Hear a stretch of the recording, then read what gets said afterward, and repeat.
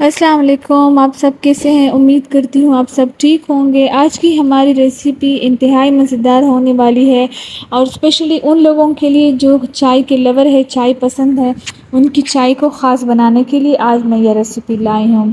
سب سے پہلے میں نے 2 کپ فلور لیا ہے، یعنی کہ پکوڑے کا جو آٹا ملتا ہے بیسن، وہ میں نے لیا ہے۔ اس میں نے تھوڑا سا پانی ایڈ کر دیا ہے۔ اب ہمیں اس کو مکس کرتے جانا ہے اور آہستہ آہستہ پانی ایڈ کریں گے۔ جیسے تیسے یہ مکسچر اچھے سے مکس ہو جائے اور مکس کرتے دوران آپ لوگوں نے اس کو اچھے سے مکس کرنا ہے تاکہ جو بھی لمس ہو، جو گٹلیاں ہو، وہ اچھے سے حل ہو جائیں۔ آپ لوگ مجھے کہاں سے واچ کر رہے ہیں، کس کنٹری سے، کس سٹی سے، آپ لوگ مجھے کمنٹ سیکشن میں ضرور بتائیے گا تاکہ میں آپ لوگوں کا تھینک یو کر سکوں۔ اب دیکھیں یہاں پہ ہمارا اس طرح کا پیسٹ تیار ہو چکا ہے۔ اب یہاں پہ ہم ایڈ کریں گے 2 پیاز جسے ہم نے چوپ کر کے ایڈ کر دیا ہے، اور پیاز کے بعد جائے گا ہرا دھنیا، اور اس کے بعد میں نمک ایڈ کر رہی ہوں، تقریباً 1.5 ٹیبل اسپون میں ایڈ کر رہی ہوں۔ آپ اپنے ٹیسٹ کے حساب سے ایڈ کریں اگر آپ کم یا زیادہ پسند کرتے ہیں، لیکن اس ریسیپی میں یہی نمک جو ہے وہ بس میڈیم رہتی ہے، لیکن اگر آپ اس سے کم یا زیادہ کھاتے ہو تو وہ آپ اپنے حساب سے ایڈ کر سکتے ہیں۔ یہاں پہ ہمارا پیسٹ جو ہے وہ تقریباً ریڈی ہو چکا ہے۔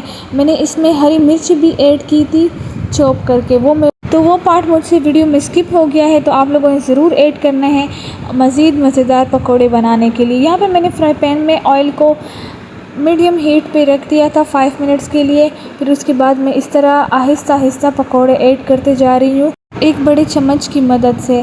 آپ لوگوں نے اس کو لو ٹو میڈیم فلیم پہ کوک کرنا ہے، ہائی فلیم پہ کوک نہیں کرنا تاکہ یہ اندر تک ویل کوکڈ ہو جائے۔